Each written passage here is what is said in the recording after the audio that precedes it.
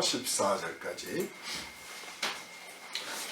제가 봉독합니다. 그 후에 예수께서 디베랴 호수에서 또 제자들에게 자기를 나타내셨으니 나타내신 일은 이러하니라. 시몬 베드로와 디두모라 하는 도마와 갈릴리 가나 사람 나다나엘과 세베대 아들들과 또 다른 제자 둘이 함께 있더니 시몬 베드로가 나는 물고기 잡으러 가노라 하니 그들이 우리도 함께 가겠다 하고 나가서 배에 올랐으나 그날 밤에 아무것도 잡지 못하였더니 날이 새어갈 때 예수께서 바닷가에 서셨으나 제자들이 예수이신 줄 알지 못하는지라. 예수께서 이르시되 얘들아 너희에게 고기가 있느냐? 대답하되 없나이다. 이르시되 그물을 배 오른편에 던지라. 그리하면 잡으리라 하시니 이에 던졌더니 물고기가 많아 그물을 들 수 없더라.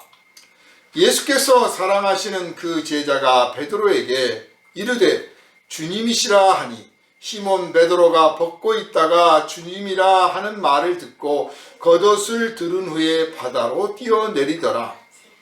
다른 제자들은 육지에서 거리가 불과 한 50칸쯤 되므로 작은 배를 타고 물고기 든 그물을 끌고 와서 육지에 올라보니 숯불이 있는데 그 위에 생선이 놓였고 떡도 있더라.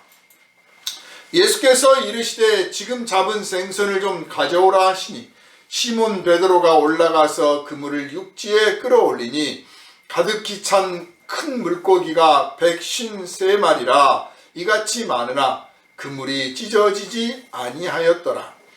예수께서 이르시되 와서 조반을 먹으라 하시니 제자들이 주님이신 줄 아는 고로 당신이 누구냐 감히 묻는 자가 없더라.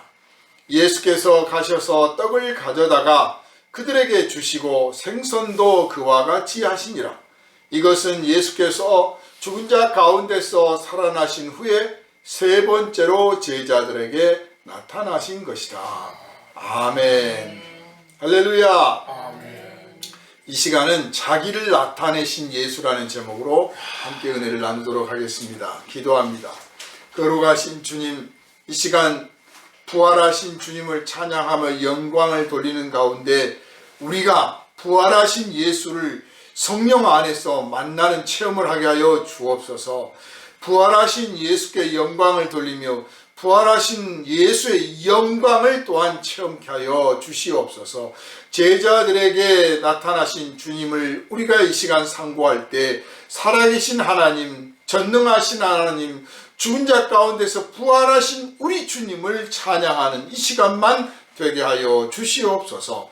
부활의 능력과 부활의 영광과 부활의 의미를 우리 모두가 깊이 누리고 하나님께 영광을 돌리는 가운데 세상 끝까지라도 나아가서 만민에게 예수 부활하셨다 담대하게 전하는 증인 되게 하여 주시옵소서.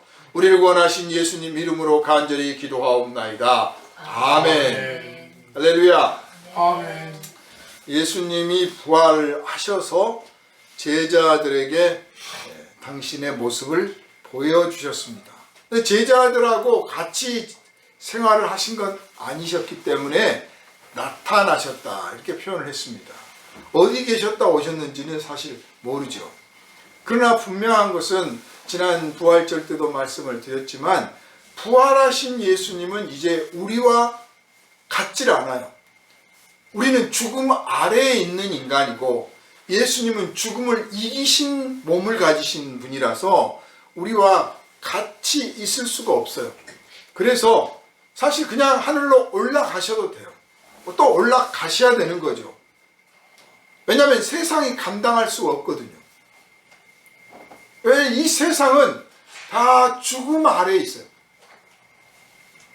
첫사람 아담과 하와가 범죄하여서 너희가 그 선악을 알게 하는 나무의 가시를 먹는 날에는 정령 죽으리라 하고 하나님이 경고하셨는데 그 선악과를 기어이 먹고 말았지 않습니까? 그래서 죽음이 이 땅에 왔어요. 죽음이 와서 이 세상에 있는 모든 것을 지배하게 된 거예요. 그러니까 죄는 인간이 저질렀는데 그 인간의 죄로 말미암아 죽음이 이 세상을 지배하게 되었다. 왜 그러면 그렇게 큰일이 벌어졌느냐? 인간은 하나님의 형상을 닮은 존재로 지음을 받은 특별한 피조물이거든요. 이 점을 우리가 항상 염두에 둬야 됩니다. 마음에 둬야 됩니다. 우리의 삶은 하나님을 닮은, 하나님을 닮아가는, 하나님을 닮아 있는 그런 삶을 살아야지 그것이 우리의 본분이고 책임을 다하는 거예요. 그러나 우리가 하나님을 닮지 않거나 하나님과 원수된 마귀를 닮거나 하나님을 닮으려 하지 않거나 그러면 우리가 고생하는 것은 말할 것도 없고 우리에게 환난과 곤고와 불안과 이 모든 것들이 다가오는 것은 두말할 것도 없고 우리와 관련을 맺고 있는 이 피조물의 세계가 또한 동시에 고통을 당하는 거예요. 그래서 로마서에서 사도 바울께서 우리에게 가르쳐 주신 게 그겁니다. 지금 모든 이 만물의 탄식 소리를 들을 수 있어야 돼요. 만물이 탄식하고 있습니다. 그 만물들이 탄식하면서 하나님의 아들들이 언제 나타나나 하고 기대하고 있어요. 호소하고 있습니다.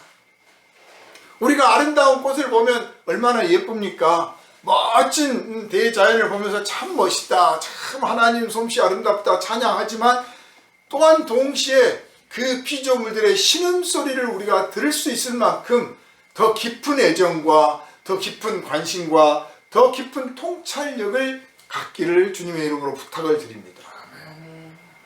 사실 그냥 조금만 생각해봐도 알 수 있어요. 밖에 나가면 참 요즘 뭐 철쭉이 아름답게 피고 진달래가 지금 져가고 있는데 300년 전, 500년 전에 지금 환경, 그때 환경에 이 꽃들이 피었다면 얼마나 더 좋았을까? 공해에 찌들고 뭐 별하별 환경은 오염돼 있지 인간들이 또 그렇게 꽃을 뭐 사랑해서 가치도 뭐 이렇게 높여주지도 않지 벌나비도 찾아오지도 않지 꽃이 피었으나 참 제 역할을 못하고 정말 꽃다운 꽃으로 살지 못하고 칭찬도 제대로 못 받고 그렇게 그냥 꽃이 피었다 시들어요. 그걸 생각하면 참 너도 안 됐다. 죄악 많은 인간 세상 가까이 피어서 대접도 못 받고 칭찬도 못 받고 벌나비들의 사랑도 못 받고 재구실도 못하고 그냥 그렇게 피었다 지는구나 이렇게 생각을 할 수가 있어요. 그러니까 단순하게 지금 환경만 생각하는 게 아니라 인간 사회에 있는 죄악과 허물과 이 부패함과 부정함을 생각할 때 또 그들도 다 그것들이 영향을 받거든요. 우상의 제단에 바쳐진 꽃을 보면 참 너는 같은 꽃으로 태어났지만 그 더럽고 흉악한 그 우상에게 꽃을 바쳐서 그 제물이 되었구나. 참 안 됐다. 이렇게 또 생각할 수도 있어요. 아무튼 인간이 하나님의 형상을 닮은 인간이 범죄하여 타락함으로 이 세계가 타락하였고 그래서 이 세계는 하나님의 아들들이 나타나서 자기를 구원해 주기를 기다리고 있는 거예요. 그것을 하나님께서 안타깝게 여기시고 이 땅에 먼저 그리스도를 보내셔서 이 죄악 가운데 영원히 죽을 수밖에 없는 우리를 구원하시고 거룩한 보혈을 통하여 그 보혈로 말미암아 우리의 죄와 허물을 사하시고 이제 믿음을 주셔서 하나님의 아들을 믿는 믿음을 보시고 그 믿음을 인정해 주셔서 우리를 옳다고 봐주시고 그 거룩한 일을 마치시고 죽은 자 가운데서 부활을 하셨단 말이에요. 그래서 예수의 부활은 그냥 한 위대하신 분이 죽었다가 살아난 그냥 영화 같은 이야기로 끝나는 게 아니라 장래에 있을 엄청난 수많은 부활의 예고편이요 첫 시작이요 그 부활의 영광을 노래한다고 하는 것은 이제 희망이 보인다는 뜻입니다.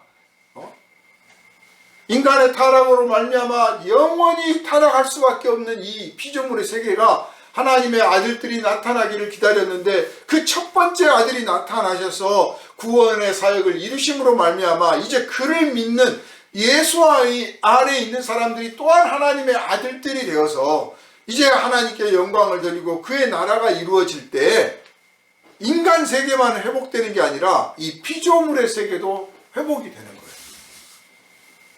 그래서 이 부활절은 정말 우리뿐만 아니라 모든 인류뿐만 아니라 이 온 우주에 미치는 위대한 기쁨의 소식이라는 것을 우리가 확실히 믿으시기를 주님의 이름으로 부탁을 드립니다. 사실 생각해 보면 주님의 제자들은 예수님 끌려가서 십자가에 못 박힐 때 저분이 지금은 끌려가서 이렇게 하고 있지만 당장이라도 뭔가 능력을 발휘하실 거다. 아마 심지어는 그랬을 거예요. 십자가에 못 박혀 있는 동안에도 저분이 저러다가 힘 한번 팍 쓰면 그러면 십자가에 그 박혔던 못들이 탁탁 빠져나오고 그러면 예수께서 딱 십자가에서 내려오셔서 이놈들아 너희들이 무슨 짓을 한 줄 아느냐 하고 비웃으면서 호통을 치시면서 손을 한번 딱 휘저으면 그냥 다 놀라 자빠지고 권능이 나타나서 그 홍해바다를 갈랐던 나일강을 핏빛으로 물들였던 그 놀라운 권능을 한번 나타내시지 않을까 그렇게 기대들을 하고 있었습니다. 그런 기대가 그냥 상상이 아니라 실제로 예수께서 나병 환자를 고쳤고 장님도 눈을 뜨게 해주셨고 중풍병자를 고쳐주셨고 심지어는 죽은 과부의 아들도 살려내셨단 말이에요.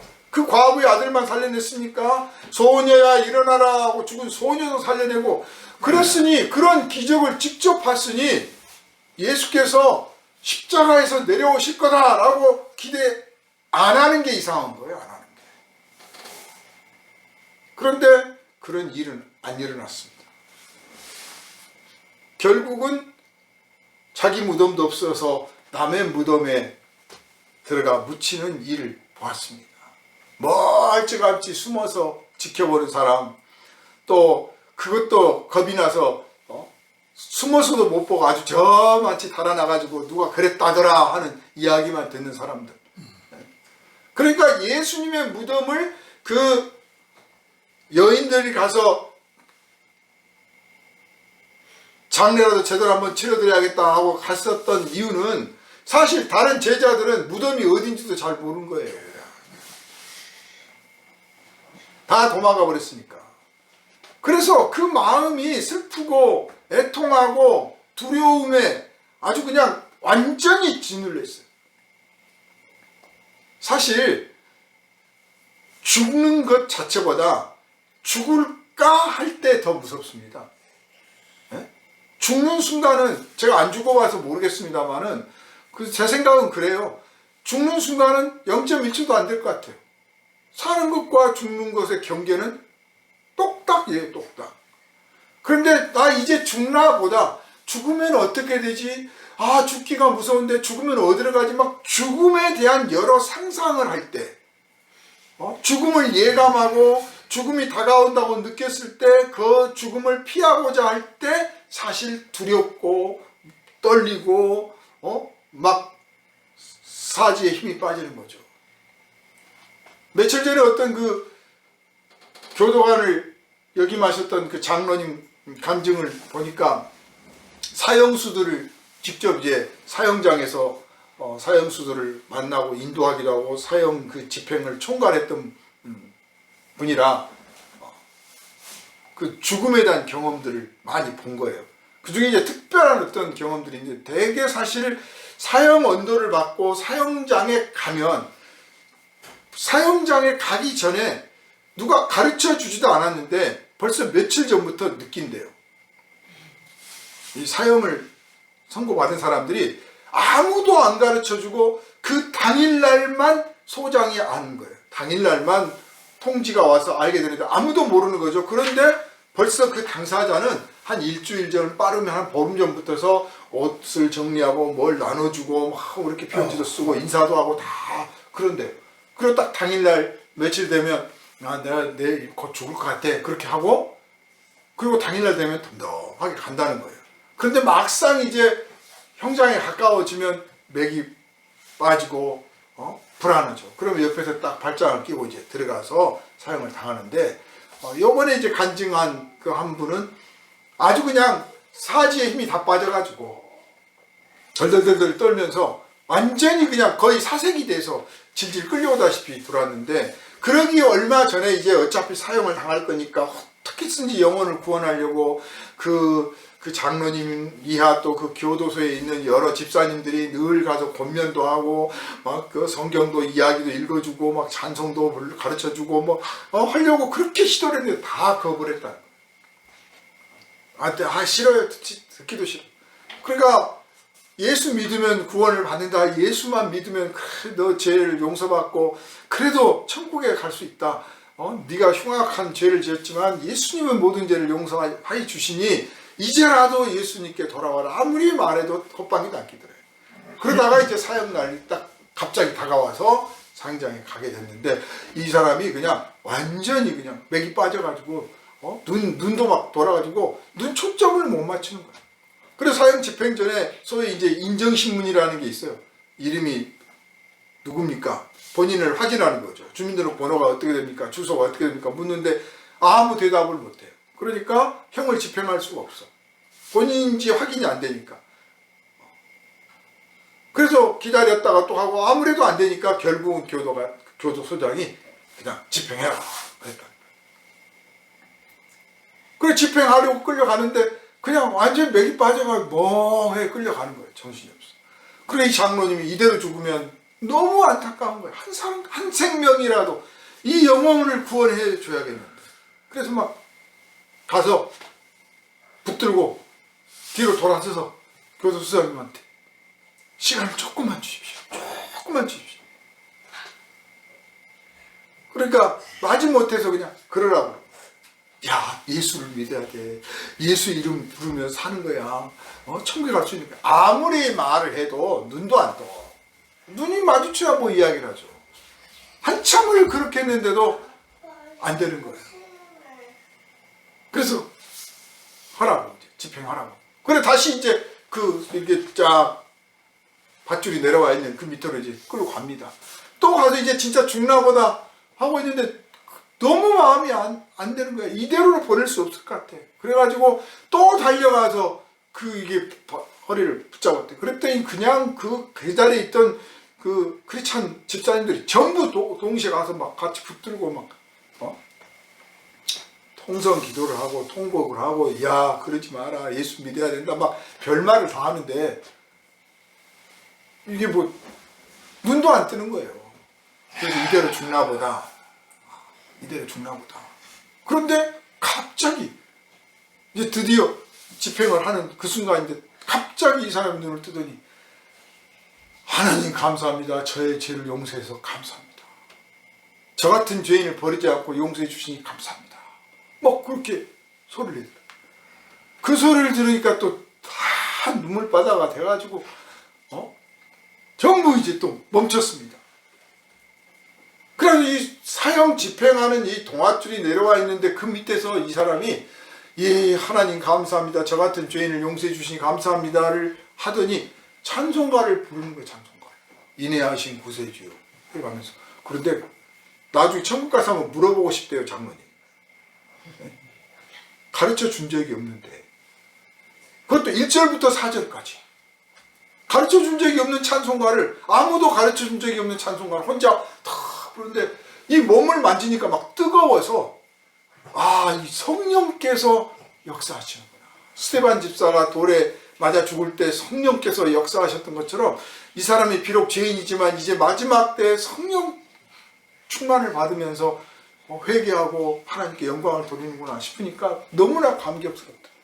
그래서 그 자리에 전부 다 울었다. 같이 막 찬양을 하면서. 그때 예수 안 믿는 사람들도 있었는데 그 자리에 있는 스님하고 그 타 종교 종교인들 그들 빼고는 전부 거기서 나 예수 믿겠다 회개하는 역사가 일어났다. 제가 왜 이 말씀을 장황하게 드리냐 하면, 죽는 것 자체보다 죽음을 생각할 때 무서운 거예요. 그러면 인간이란 존재가 죽음이 무서운 존재예요. 인간이란 존재가 죽음이 무섭죠. 왜냐하면 죽음 아래에 있으니까. 살아갈 때는 죽을 줄 모르니까 세상 다 내 것처럼 살지만 죽음이 딱 다가오면 내가 아무것도 아니구나. 저 권세 아래 굴복해야 되는구나 하는 거예요. 그래서 죽음이 무서운데, 첫 번째로 예수님도 우리와 똑같은 육신을 가지신 인간이었던 거예요. 그러면 예수님은 어땠을까요? 예수님도 얼마든지 우리처럼 죽음이 무서울 수 있었죠.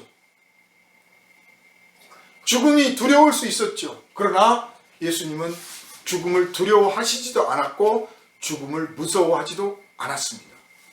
그러나 죽는다는 것, 죽음 아래에 들어간다는 것은 너무 슬픈 일이고 너무 괴로운 일이에요. 이거를 우리가 잊어버리면 안 돼요. 예수님은 뭐 하나님의 아들이시니까 아무렇지도 않았을까요? 뭐 아이고, 그게 아니에요. 예수님은 우리가 똑같은 인간이셨기 때문에 정말 죽는 게 싫었어요. 죽음이 정말 괴로운 일이었어요. 그래서 그가 육체에 계실 때 능히 자기를 죽은 자 가운데서 다시 살려내실 그분께 눈물로 호소하였느니라 그랬어요. 그래서 죽음이 얼마나 무서운 줄 알아. 그런데 제자들은 지금 예수님 죽을지 살지도 몰라. 예감도 못해. 그러나 당신은 이미 죽음이 다가온다는 걸 알고 있어요. 죽어야 된다는 사실을 알고 있습니다. 죽음을 피할 수 없는 그 일을 지금 당신이 가고 있는 걸 아는 거예요. 내가 죽어야만 된다는 사실을 알아요. 그런데 죽는 건 괴로운 일이고 죽는 건 정말 무서운 일이에요. 그러나 인간은 죽음을 이겨낼 수 없어. 왜냐? 죄를 지어서 사망 아래 팔려버렸거든요. 죄값으로 죽음이 찾아와서 죽음의 지배를 받게 되어 있단 말이에요. 인간이신지라 예수님이 하나님의 아들이시지만 인간이 되셨기 때문에 죽음이 정말 싫고 무서운 거예요. 그래서 오직 죽음에서 당신을 일으켜 주실 분, 죽음 위에 계시는 분, 죽음보다 더 높으신 분은 오직 한 분, 하나님이십니다. 그 아버지께 눈물로 호소하였다. 그래서 아버지요, 할 수 있다면 이 잔을 저에게서 옮기시옵소서. 그러나 내 뜻대로 마시고 아버지 뜻대로 하시옵소서.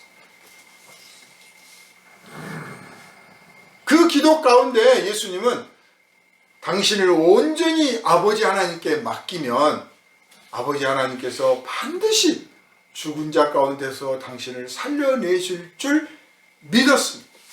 믿고 맡기신 거예요.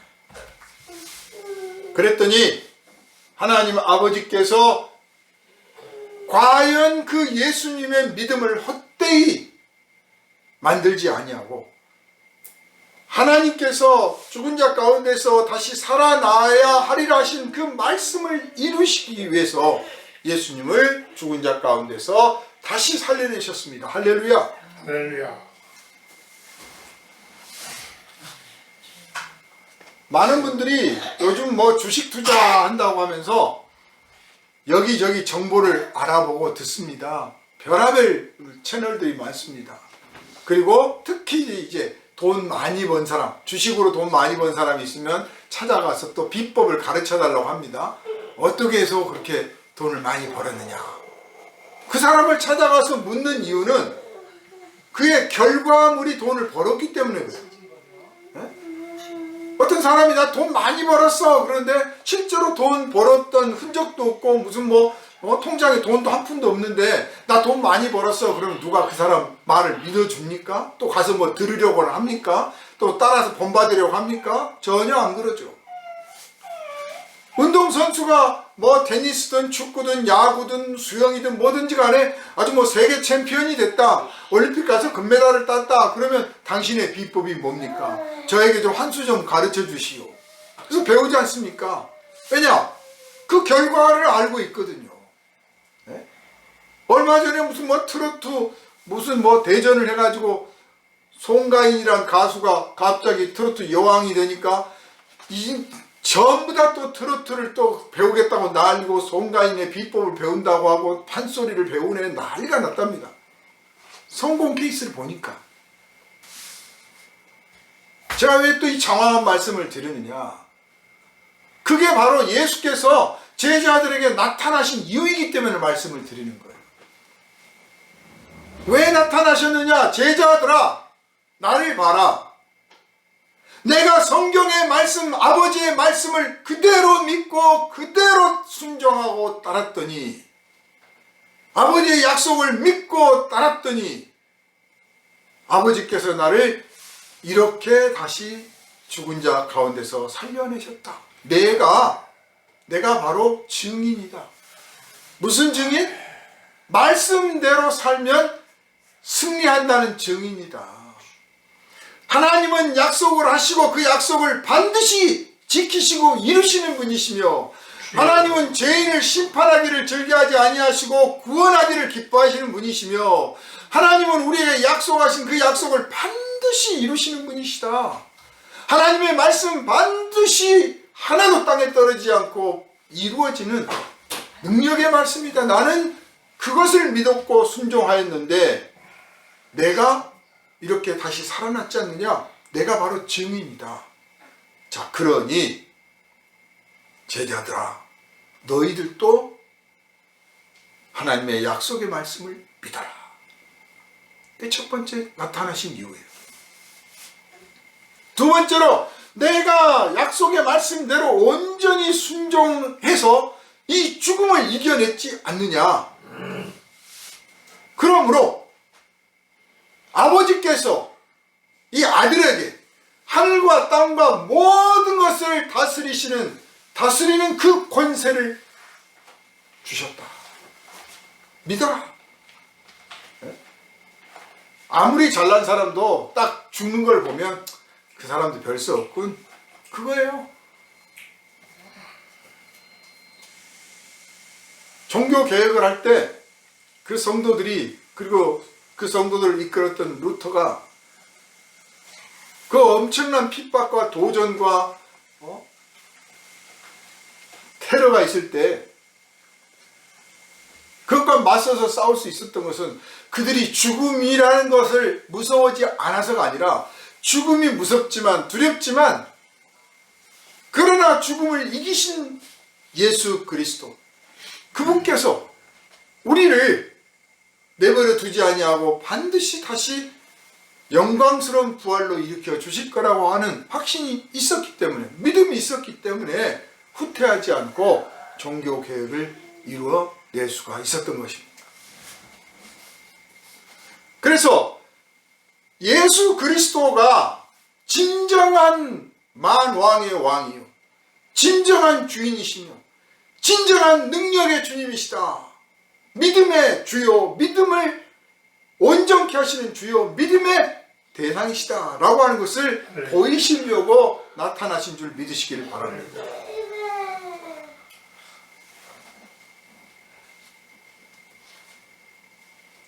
그리스도의 이 죽음은 헛된 죽음이 아니라 가치 있는 죽음이요, 의미 있는 죽음이라고 하는 것은 우리가 훗날 성령을 받아서 깨닫게 된 겁니다.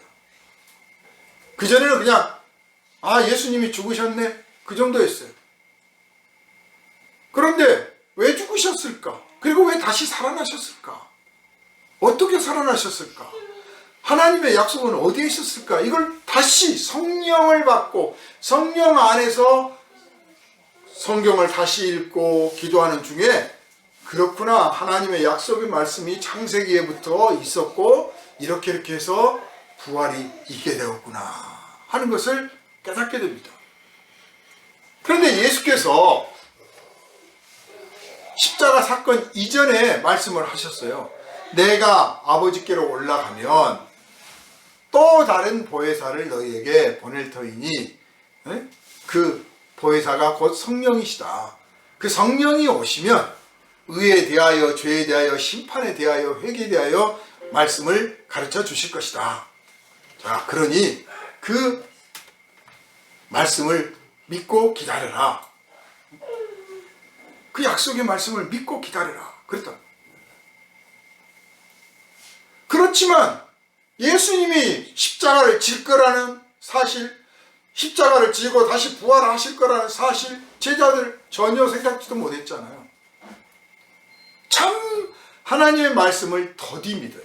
우리가 굉장히 성경도 많이 읽고 나름 깨닫고 하면서 정말 하나님의 약속의 말씀을 잘 믿는 것 같잖아요. 그런데 실제로 우리 생활을 한번 돌아보면 별로 잘 안 믿어요. 더디 믿고 의심도 많고요. 또 꼭 믿으려면 다 확실히 딱 부러지게 믿어야지 꼭 반토막을 남겨놓습니다. 꼭 그래요. 그러니까 예수님이 인자가 십자가를 지고 사흘 만에 살아나야 한다 그렇게 가르쳤으나 아무도 몰랐던 것처럼 이제 부활하신 예수님을 만나고 나서야 알았단 말이에요. 그래서 예수께서는 또 다른 보혜사이신 성령을 받아야, 성령이 오셔야 진짜 예수가 하나님의 아들이신 것을 온전히 깨달아 알고 온전한 믿음을 갖게 되고 또한 온전한 순종을 이룰 수가 있게 되며 만민들에게 나아가서 하나님의 사랑과 은혜와 그 능력, 그 영광의 세계를 정말 전파할 수가 있는데, 사람의 능력이나 지혜나 사람의 무엇을 하는 게 아니라 하나님께서 주신 능력과 은혜로, 하나님의 은사로 이 모든 일을 감당할 수 있단 말입니다. 그러려면 성령이 오실 것이고, 성령이 오셔서 그 성령을 받고 성령 안에서 충만함을 받아야 될 텐데, 성령이 오신 줄도 모르고 오실지도 모르고 오신다고 해도 기다리지도 아니하고 그러면 어떻게 되겠습니까? 그래서 보나마나 그럴 일이 뻔해요. 그래서 예수께서 자기를 나타내신 거예요.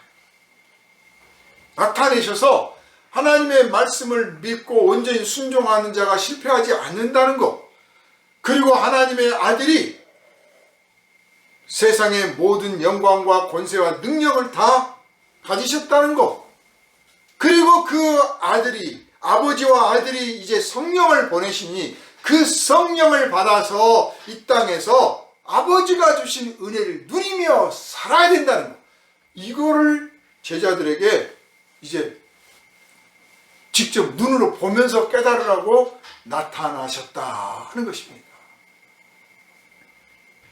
본문을 보면 제자들에게 이게 세 번째 나타나셨다고 했어요.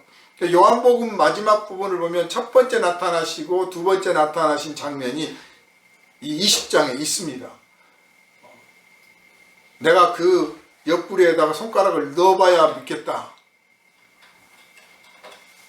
그러는 제자들 앞에 나타나시고,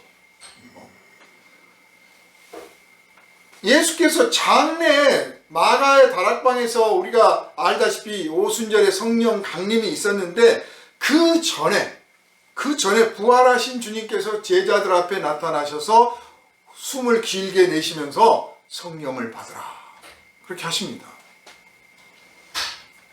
성령을 받으라. 예수의 호흡, 하나님의 호흡, 하나님의 영을 받으라 그 뜻이에요. 만약에 예수께서 부활하지 않으셨다면요, 그래 예수님이 우리의 죄를 지고 십자가를 지고 우리의 죄를 위한 속죄 제물이 되셨다, 거기까지만 알았다면 그러면 성령 받으라고 하신 말씀을 기억도 안 할 것이고 성령을 받기까지 기다리지도 않을 것이고 성령이 어떤 분이신지 관심도 없었을 거예요. 악령이나 받았을지도 몰라요. 그러나 예수께서 부활을 하심으로써 그가 이루신 모든 업적들에 대해서, 그의 공로에 대해서 확실하게 깨달아 알 수 있을 뿐만 아니라 또 다른 약속, 이제 아버지가 아들을 약속하셨듯이 아버지와 아들이 성령을 약속하시고 그 성령이 곧 오신다고 하는 사실을 믿을 수가 있게 된 것입니다. 그리고 약속대로 성령이 오신 것입니다. 이와 같이 예수께서 부활하시고 제자들에게 나타나신 것은 어디 사이비 교주들이 또 엉터리 종교에서 무슨 교주가 죽었다가 뭐 승천을 했느니, 산에 가서 어떻게 뭐 돌을 닦다가 변화를 받았느니, 무슨 뭐 열반을 했느니, 해탈을 했느니, 뭐 등등 별의별 주장들을 할 수 있을지라도 증거가 없어요. 그냥 간접적인 증거를 만들어낼 수 있을지 몰라도 직접적인 증거가 없어요. 그러나 예수께서 제자들 앞에 딱 나타나시니 확실하고 분명한 증거가 있어요. 만약에 예수님이 요즘 세대에 이런 일이 있었다면 아마 동영상 다 찍었을 겁니다. 스마트폰 갖고 있다가 찍었을 거예요. 그때 당시에는 스마트폰도 없고 카메라도 없고 뭐 그림을 그릴 만한 상황도 아니었기 때문에 눈으로 목격한 것을 입으로 전한 거예요. 그런데 한두 명이 목격했다더라, 그랬다더라가 되면 안 되기 때문에 여러 제자들, 이 모든 제자들 뿐만 아니라 나중에는 500명도 넘는 제자들 앞에 나타나셔서 친히 제자들과 식사도 하시고 대화도 하시고 같이 길 걷기도 하시고 이렇게 하심으로써 예수께서 진짜 부활하셨다고 하는 증거를 각각 체험하도록 하셨다, 그 말입니다. 오늘 우리가 이 증거를 믿고 있는 거예요. 이 증언을 믿어요. 그 기록을 믿어요.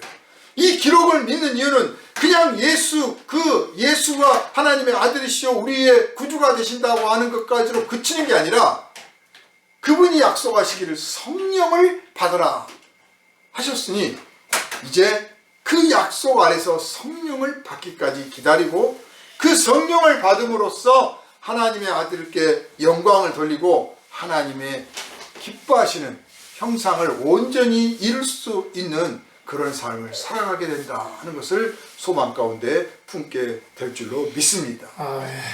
사랑하는 여러분, 부활절을 교회 기념절,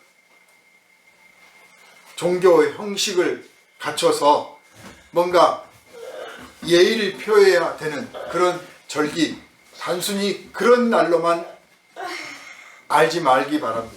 그렇게만 기억하지 마십시오.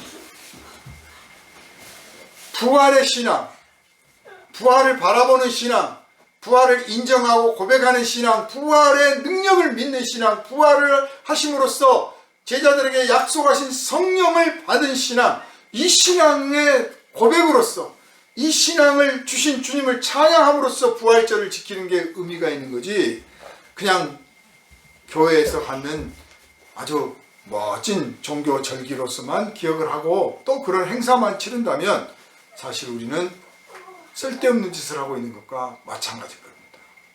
우상을 섬기는 행동을 하고 있는 거죠. 살아계신 주님께서, 부활하신 주님께서 지금 하늘 보좌에 앉아 계시면서 이 땅에 우리를 내려다보십니다.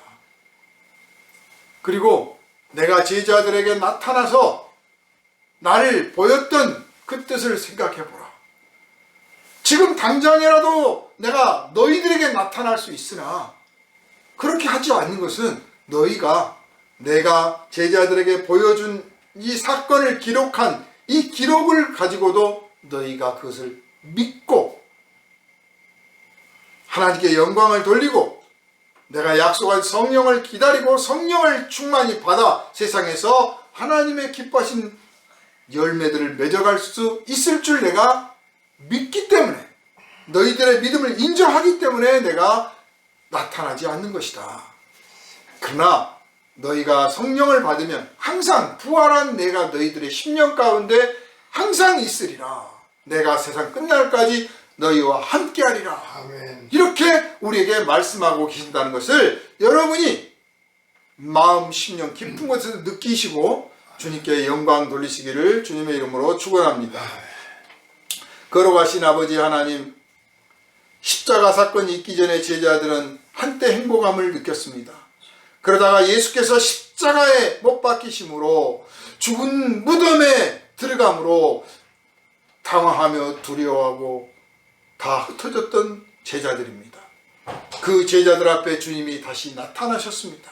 나타나셔서 너희가 하나님의 약속의 말씀을 믿으라. 하나님의 말씀은 헛되지 아니하고 하나님의 말씀에 온전히 순종하라. 그리하면 죽은 자 가운데서도 다시 살아나리라 하신 것을 친히 보여주셨고, 아버지께서 아들에게 하늘과 땅과 그 모든 것을 다스리시는 권세를 주셨다고 하는 것을 확실하게 증명해 보여주셨사오니 거룩하신 주님, 우리가 부활의 주님을 찬양하며 영광을 돌리고 부활하신 주님을 우리의 심령 가운데 모시고 날마다 성령을 통하여 성령 안에서 성령과 더불어 살아가되 부활하신 주님의 음성을 들으며 날마다 승리해가는 복된 성도의 삶을 살아가고 만민들에게 나아가 우리 주 예수 살아계시니 부활하신 주님을 찬양하고 부활하신 주님 말씀하신 대로 하나님의 약속의 말씀을 믿고 온전히 순종한다면 반드시 이 영광을 누리게 될 거라고 담대하게 이웃들에게 그리스도를 전파하는 증인들이 되게 하여 주시옵소서. 우리를 구원하신 예수 그리스도 이름으로 간절히 기도하옵나이다. 아멘.